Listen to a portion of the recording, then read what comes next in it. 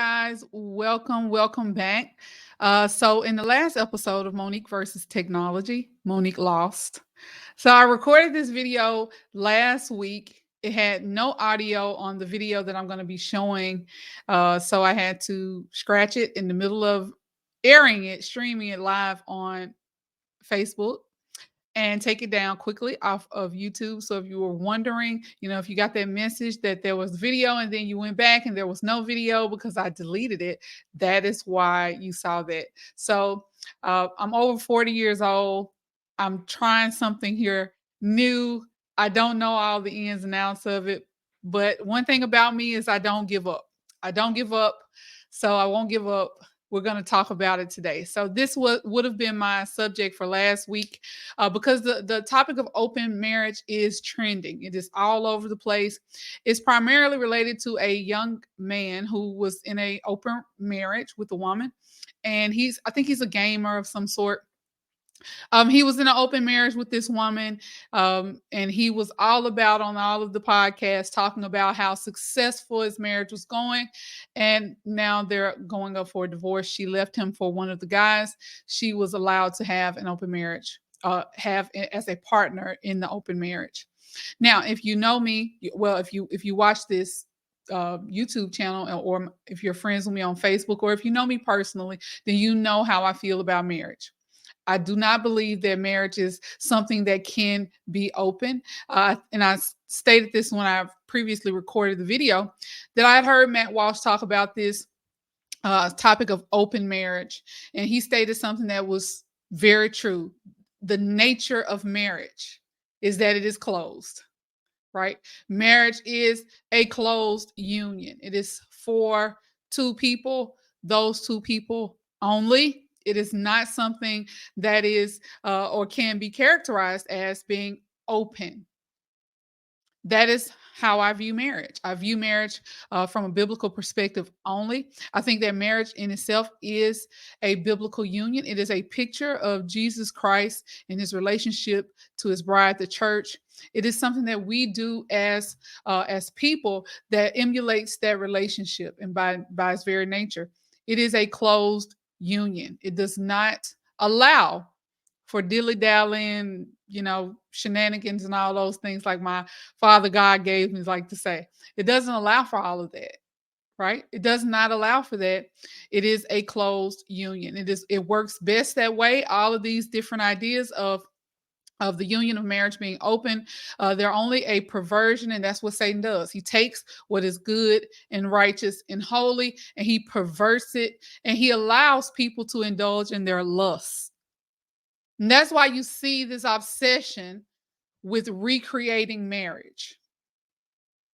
That's why you see the obsession with it. People think that we have now evolved to such a level that we can just discard what has been trusted, what has been upheld in our culture and communities uh, throughout all of human history as a staple. It's a building block for all of community, is marriage, and then family, and goes on from there. And they think we can just discard that. We can play around with those things and we're going to get the same outcome, but you're not going to get the same outcome. I also have if you are following me or subscribe to my YouTube channel, you can go there and you can see exactly what I believe about marriage, because I have a 4-part marriage series that I did there to talk about what I feel marriage is from a biblical perspective, what I've come to understand marriage is from a biblical perspective. Today, I'm not going to be using this video. I'm not going to use the video of the young man because I don't have that video. I received and I sent out requests for people to send me different videos they like for me to react to. These can be cultural or political or anything, because I truly believe that the Bible is, for Christians, it is the way we view the world. We have a biblical worldview, and we start with the scripture. So if you're not a Christian and you're just listening to kind of gain information, you're more than welcome to listen and gain information. But this, of course, the response I'm giving to these things is not to bash the lady. This is a clip or a video from Megyn Kelly's show when she was on NBC. And she has invited a lady on who has taken to try out an open marriage for 12 months.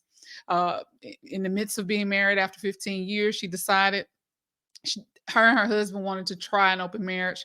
And so as we go through the video, I'm going to just comment uh, based off of what she's saying from a biblical perspective about why these things do not line up with Christianity. And the reason I wanted to have conversations like this or make videos like this is because as Christians, we do not comment at all. We've been told by the culture, thou shalt not judge. They've taken our scripture and they've totally scripted out of its context, and they're using it as a cajole almost to keep us silent. And so we don't say anything. And you should wonder whose lives are on the line when we do that. Of course, it's the youth. We have children. We don't speak the truth regarding scripture. We are in a hurry to be nice. As Vodi Bakum says, that has been seen as the 11th commandment, and I disagree totally. But I have to witness to those people who are close to me, those my children. I have to witness to people in the world who are lost, who are looking for an alternative to Satan's ways, because his ways don't work. They don't produce a life that is desirable. They don't produce the outcomes that people inside that they want. And so as Christians, we have to be willing to stand and say what we believe is truth. They stand and they say what they believe is true. And we're not saying it because they are working out their job descriptions.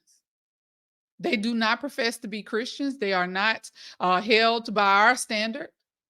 But as Christians, we are to say what is good, righteous, and holy for the benefit of the church, of the body, for the benefit of those who will join the church and be a part of it. For our children and our friends and our family who are around us, we should make clear what we believe. And for other Bible-believing Christians who are struggling with being presented these ideas from the world. This is why we are to speak boldly about what it is we believe and how family should be ordered. So, without further ado, I'm going to put that video up on the screen. Last time when I tried to record it, I had some audio issues. I think I got those worked out. So we're going to jump right in here. And I'm going to stop periodically through and just talk about what's going on in her video footage here. Our next guest is a woman who was married when she decided she needed to sow her wild oats. Robin Rinaldi had been married 9 years when she asked her husband to consider an open marriage. He agreed, and they spent the next 12 months having sex with other people. Robin has written about the experience in The Wild Oats Project, and she's with me now. Robin, hi. Hi. All right, so unlike our other guests, you didn't start off in an open relationship. That's right. So how'd you spring that one on your husband? Well, much to the word of our good doctor here, we did it the wrong way. We did it at a crisis point in our marriage, and also at my midlife crisis point. So it was kind of like a perfect storm. So there's a doctor there who's giving information regarding marriage and open marriage and doing it the right way. I just want to stop and say there is no right way. There's oftentimes, many times, almost every single time that open marriage is presented from one perspective. It's presented from a person who does not want to be faithful, but also does not want to be guilty. Okay. Very, very seldom is this some union where both people come into it and nobody wants to be monogamous. It's generally a way for people who want to cheat to not have the guilt of cheating or not ultimately be found out as a cheater. I mean, because what can you say? You agreed, right? What can you say? You agreed to it. We had been talking about having children for several years, and he decided no. Yep. And then I was 42. I'm thinking I have no children. I'm not going to have them. I've only had a couple of lovers because we had been together 20 years. You met him when you were 25. Yeah. And I thought, I can't go to my grave like this. I need something, you know. And he was pretty open-minded, and he actually decided to get a vasectomy. And I think this was kind of his compromise with me to let me have a little bit of time to process that and do a little bit of my sowing of my wild oats. So they're treating marriage as if it's some sort of I don't like, I don't like what's going on here. The lady is upset. I'm not saying I don't like it, but she doesn't like what's going on here. She's saying, I wanted children. I'm not going to get what I want, and he's made it final by having the vasectomy, and she kind of feels like she's missed out because she's given her time to this in hopes of getting something out of it that she wants, which would have been children. I'm assuming from the way she's talking that if she had gotten to have the children, then this would not have been a path that she would have taken. I want to say this about marriage. Marriage is a give and take on the part of both people. It most certainly is. But if you're getting into marriage with the hopes of gaining something and not talking up front, because she said they were talking back and forth about it, but then he made a final decision. And in marriage, things can seem to be unfair. And I'm talking to Christian marriages. This, of course, is just a picture of something that happens in the world. But in marriage, both male and female in marriage are giving of themselves. It's a self-sacrificing union. I do not believe that we come into marriage and we are to come in 50-50. If you go look at those videos that I told you about that I made, you'll see that. I don't believe it's 50-50 at all. I don't take 50% of myself to work. When I go to work, I give 100% or whatever the task is that I'm doing. Raising my children, I gave 100% to my children. These are different areas of life, but in each area of life, you should come being willing to give 100%. That's on both parties in the union. Everybody comes willing to give 100%. They're treating this like politics, like this is a trade. Politics is the art of compromise, right? And so it's almost like she's been put in a position where she has the bargaining chip, and now he has to give a little. And since she couldn't have kids, we're going to take a political strategy and apply it to our marriage. And you're going to have to compromise with me since I can't get what I want. Then, I want this instead. And she's saying that she kind of feels like that's what took place here. Prior to that moment, did you believe, I am deeply in love with this man, we are connected, was your sex life good, if you don't mind me asking? It was, and I was in love with him. Of course, we were together 18 years, and anyone will tell you after. Now, she's saying she was. She's saying was. She's using past tense language. I want to point that out. 18 years, it's not rainbows and roses all the time. Yeah. Well, I will tell you this. I've been married for 15 years, been together over 20 years, still rainbows and roses. But what she's not telling you is that this is an effort on both parts. And I want to also reiterate right here that this is not just a show that people in the world are going to see. This is a show that married Christian people could possibly see. And they can listen to these different things and take from these different things thinking, oh, well, that's a good point. Because my marriage is not all rainbows and roses, and maybe she has something going on here. And this is where we get these ideas that come from the world, and we have to go back to the word. We don't get our ideas from the world. We get our standard for how we live from the word, not the world. And we had our issues, but I would say we had a pretty decent marriage, but we were very hung up on this kid issue, and yeah. I was kind of starting that perimenopausal. And it seems more like she was very hung up on the kid issue, and fair enough. I'm not suggesting that she shouldn't have been. I'm just saying that he made a final decision. So the kid issue was her issue in a sense. Crazy midlife ride. Right. I think the ladies in here probably know. No, I don't know. Asking for a friend what that's about. So you decide not to move out, but to get your own apartment. And you stayed there when? It was more like a room, but I would be there during the week, and then we'd be together on weekends. And during the week, we were both allowed to date and basically see other people. And then on the weekends, we didn't want to break up. See, we were trying to bend and not break. And there's the problem, to bend and not break. So let's go all the way as close as we possibly can to breaking, but stop short of it. Stop short of it. You can't play games like this in marriage. You cannot play games like this in marriage.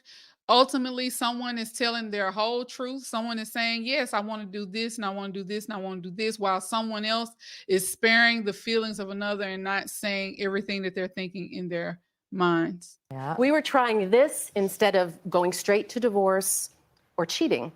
So it's almost like they were already having some issues that weren't being dealt with. There's not a lot of communication going on here. And then the communication that is going on is kind of like that type of talk where you try to avoid confrontation as opposed to sitting down and talking about what issues you are truly having. So I'm going to skirt that. If for Christians, I would like to say you need to go to a church to get counseling on these things, because I've heard all kinds of stories or saw all kinds of videos where people are actually suggesting that they go to marriage counseling, and they're being given as an option trying an open marriage. Once you open the marriage, there's no turning that around or going back to a place of just straight monogamy. So that's the way we put it. So can I just ask you, the first night you slept with another man? Yeah. What was that like? Wonderful and terrible. Yeah. Because you got to know you can't go about you've been with the same person for this amount of time, for however long, over 20 years or 15 years in marriage. You've been with this person for this amount of time. And even though you have this kind of what they call a hall pass to go out here and do anything and everything, that's not comfortable. It's not comfortable. And she says wonderful and terrible, because wonderful in that I'm free to go over here and do this. Terrible in that I know inside this is totally not right. Yeah, when you're with someone for 18 years, and I've been a very monogamous person. I kind of called myself a good girl. Like that kind of type of girl who is always trying to get straight A's and please everyone. And so it was a lot of emotions the first time. And so there you have it about the term good. I'd never call myself a good girl. I'm a sinner saved by grace. But there is this idea of, well, I haven't done all of these different things wrong. And there's something there that kind of backs up the feeling that when you get something like this, like a hall pass, or you get to go out and cheat, you still can't get past the fact that you're inside, that's written on your heart, that this is not right. And you kind of got to practice sin in order to get into it.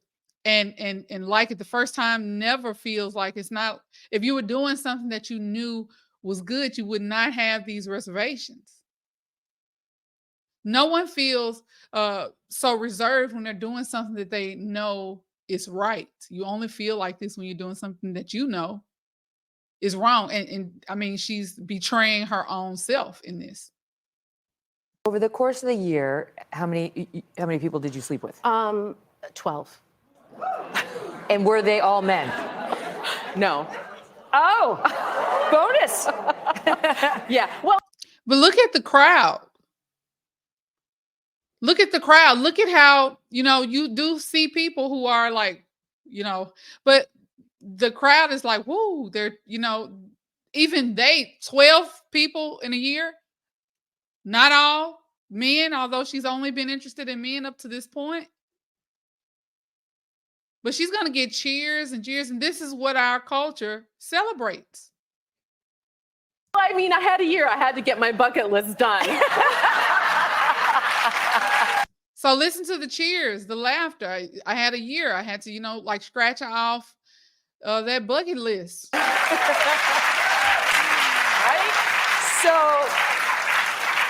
So what? How many men? 10 men and 2 women. 10 men and 2 women. Okay, so how's that? But there was hardly anyone before that. Right, that was the whole. That's a justification. Hey, look, there weren't that many people before that, guys. It doesn't matter. It doesn't matter. That doesn't matter. You are technically married. And you wonder what the vows mean at this moment, right? What do the vows mean? Point. Her Yeah. numbers were so low. Yeah. She wanted to live a little. How is the situation with because you're not a lesbian. You were kind of just trying it. Right. So how Well, did I'll tell that you, go? the first woman I slept with, I thought I might be a lesbian because I thought, oh my God, this is the problem. I'm a lesbian. They know exactly what to do.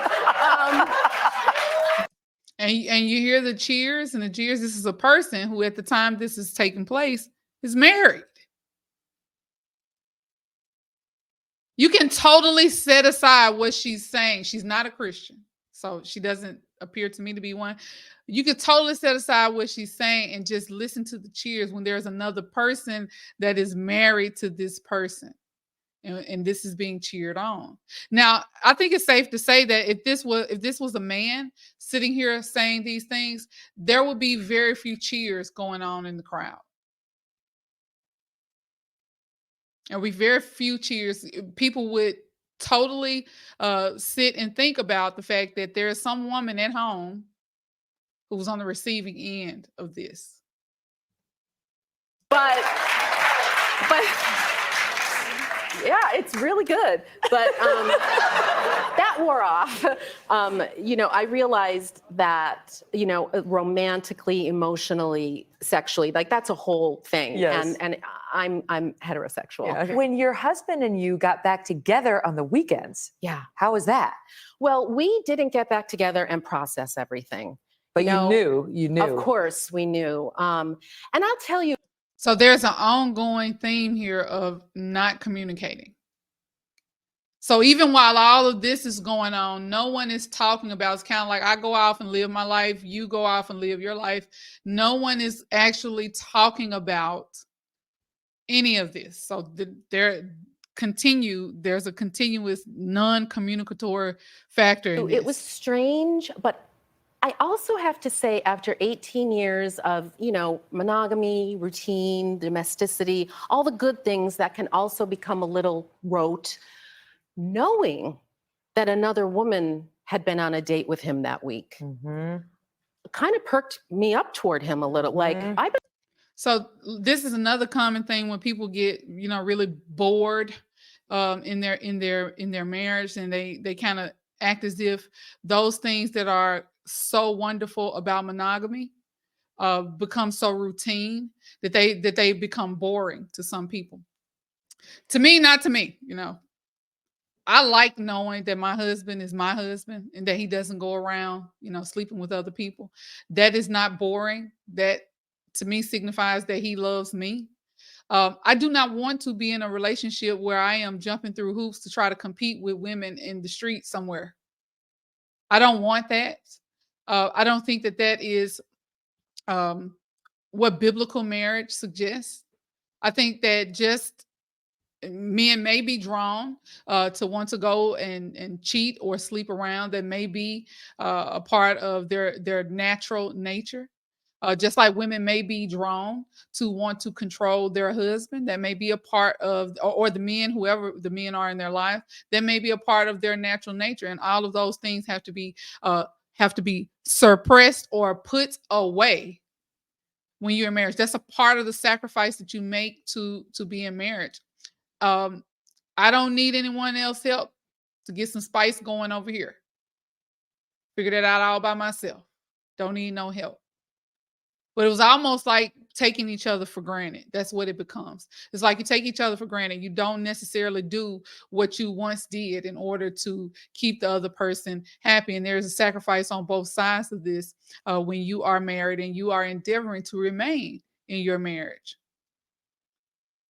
That's what you do. You sacrifice. But sometimes that's not what happens in marriage. And sacrificing does not mean I don't believe in inviting people into marriage. I do not believe in overlooking things or not handling things. I think that communication is key.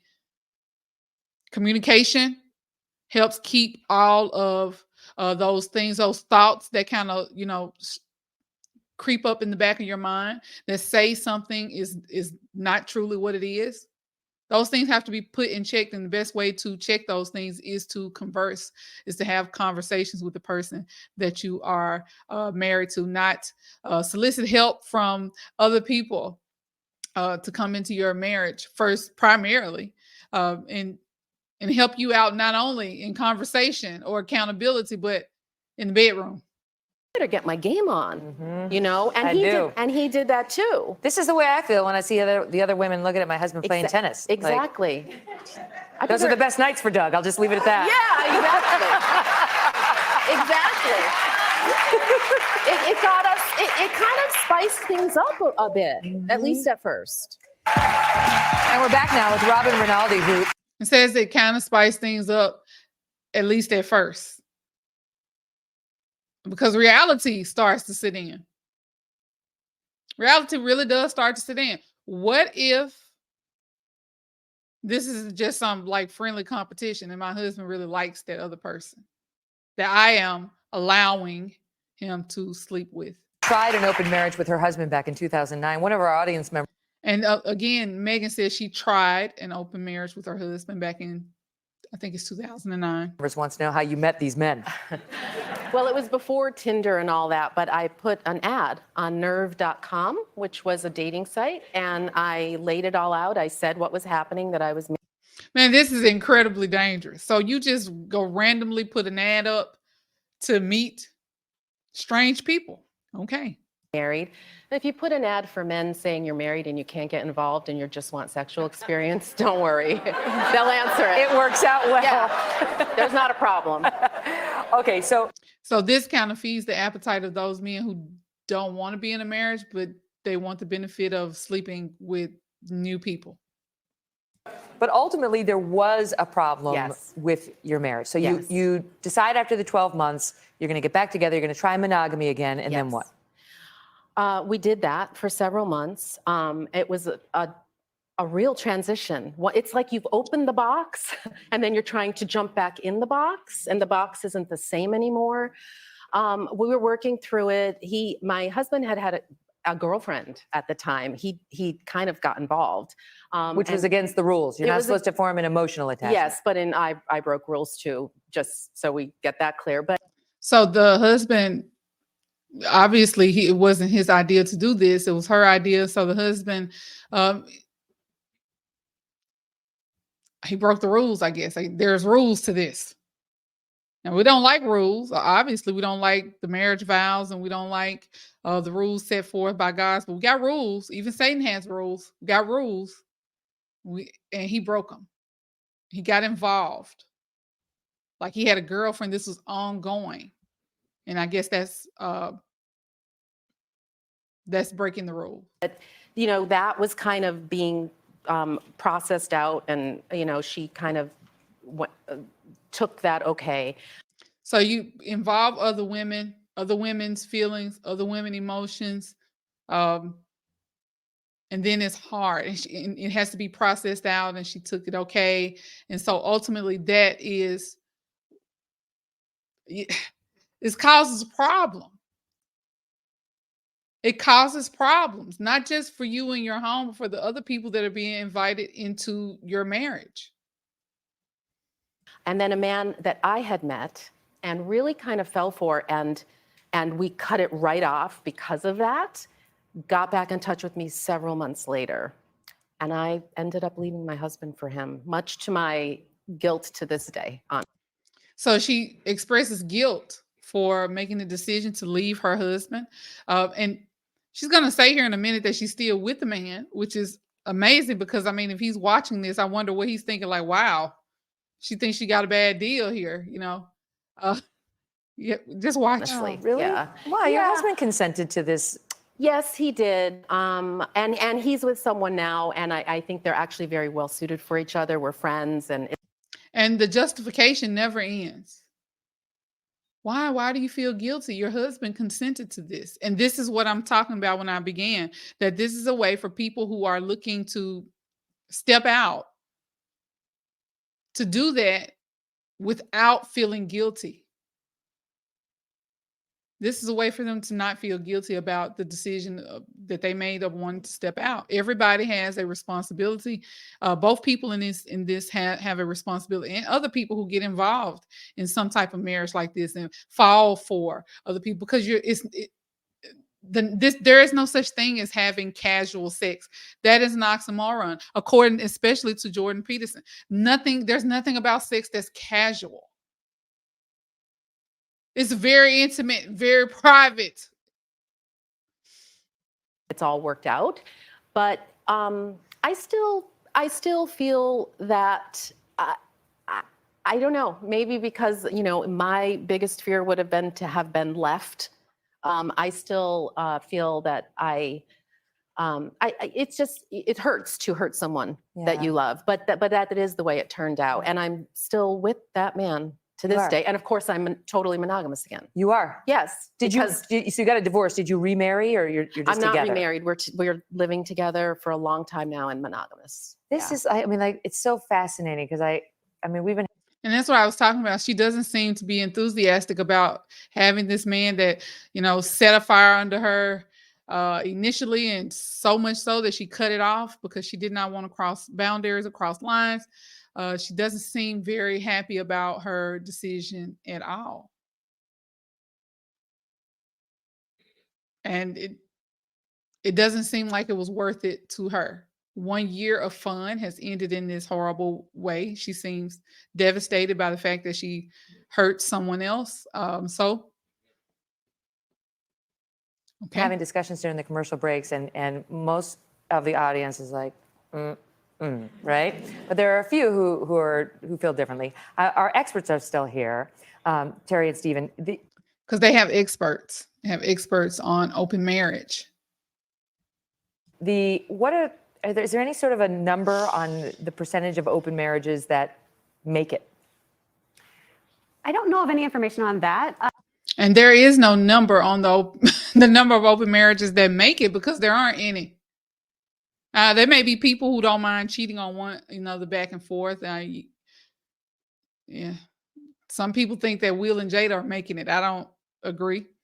But there may be numbers on that where you have an open marriage, where people have had open marriages, but there isn't any data on it making it. Because what does making it mean? Making it to divorce? I don't understand even what that would mean. That would have to entail a long study following a marriage that is open for a certain amount of time to be able to collect that data. But if it ends in divorce, did it make it? I'm confused by that. I know that about 3 or 4% of people in relationships in the US and Canada report that they're in some sort of a consensually non-monogamous relationship. So that includes open relationships. 3 or 4% polyamorous, are swinging. in a consensual non-monogamous relationship. So that's 3 or 4% are in a non-monogamous relationship. It does not necessarily mean that they are in a marriage or anything like that. They could just be dating. The numbers it's because the nature of marriage is closed. I get married because I'm off the market, it's closed. So if I'm again in a situation where it's open, is that even a marriage? I don't believe so. Yes. Can we just get a shot of the audience? I'd love to ask you, how many of you would be open-minded to trying one of these kinds of things? Go ahead. I see 2 dudes. Two guys. Okay, yes, 1 woman. And how many of you would say, no way? Shouting it loud. Dr. Snyder, I mean, are they wrong? Have we been sort of raised to believe something, that culturally is just the norm? Monogamy is the dance we're all taught to do. And I totally disagree with that. Monogamy is the dance we are all taught to do. What about cultures that have polygamy, where they have multiple wives? They're being taught something totally different. So it's not the dance we're all taught to do. Even in those situations, the women in those situations whose husband have multiple wives, they're very jealous. They don't like that. There's no one going along with that. I don't think it's a dance that we're taught to do at all. I think it's something that is written on our heart. It's something that naturally occurs on the inside of us. So I disagree with the expert. And like everything else, probably part of this is biology because we're wired for pair bonding. Probably part of it is biology. We're wired for pair bonding. If that is not, it's written in your heart, I don't know what else is. That kind of species. And culture amplifies it and it celebrates it. So that he's saying like this makes it something that we kind of feel like we have to do because culture celebrates it, and culture desires this. It can't just be that it's internal and we're built this way. Because even in cultures where they have polygamy, there's still this unsettled feeling amongst the people in those unions. So the reality is that people are different. There's some people who this really works for and they're happily monogamous. Other people, they kind of know in the back of their mind that I could do differently. Mm-hmm. It's funny because I talked to my husband, Doug, about it, and he said, you can't love the Yankees and the Red Sox, period. Thank you so much, Robin. All the best. Thank you guys as well. We'll be right back. All righty. So there that is. When I saw that, I just thought to myself, when I began watching it the first time, and I want to try my best to do these reaction videos with it without looking at something multiple times and then determining what I think about it. That's my goal. I do watch them. But when I saw this the first time and the way it started off, it sounded so celebratory. It sounded like something that could totally persuade people who are in a marriage and who are having difficult times in their marriage to look at something like this and try it. And since we've been blurring the lines between the world and the church for so long, I wanted to say what I had to say about this because I believe that the church have to set this aside. This is not what biblical marriage looks like. This is a perversion of biblical marriage. I will also link in here somewhere a link to those videos where you can go and watch the series that I made on marriage. But this is not what biblical marriage looks like. Marriage or you being a sibling, brothers and sisters, you can fight in those unions. Parents and children.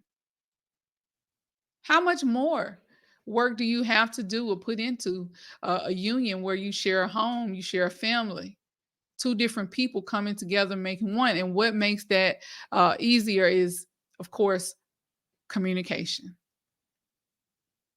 As believers, we go to the scripture for how we are to live in marriage and in the world alongside of one another. We do not turn to the world in the world's way. She is honest enough to say, this ended horribly for her. The young man who I began talking about, the gamer who had an open marriage, it ended horribly for him.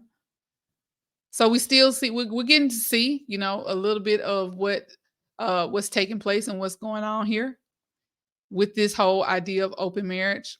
I don't think it's beneficial to the people who participate in it. As I said, one person is obviously not getting what they truly deserve, and they may feel powerless to say otherwise. I do not think it's good for children. I don't believe, if you've listened to me talk about marriage before, then you know how I feel about it. I even believe that divorce is child abuse. Children have come to expect two parents, and barring someone is being physically abused or abused in general. I won't just say physical abuse, but barring people being abused, if you're getting a divorce because you guys have irreconcilable differences, I just don't love them no more. You're going to fall out of love with the next person you fall into love with then, because you don't have the wherewithal to commit to anything and see that thing through to the end. So marriage is not something you just get to casually walk into and walk out of. And I don't think that's just for Christians. Even if you aren't a Christian, if you are married with children, you need to consider what you are doing to your children. It's not just about you and your happiness ultimately. All right. That's all I have to say about that. So I'm going to leave that right there for you guys. Please join me on Thursday. We will continue our Bible study. We'll finish Mark in chapter 3 right before the Christmas holidays. And I will be out of here for a couple of weeks, and we'll see you on January 2nd if the Lord says the same. So thank you guys so much. I hope this is helpful. I will also say, if you have any videos or any links, you can email me. My email is in, if you're following me on YouTube, it's in that about page that they have over there. I can put it in my description box for people who want to send me different videos. I do have some more videos that I have received that people would like to just hear a Christian perspective on. And if you have something like that, please, please don't hesitate. Send it to me, and I will see you guys the next time in the new year for the podcast. The next time, you guys have a great rest of your day. Tell someone about the goodness of Jesus Christ. Bye-bye.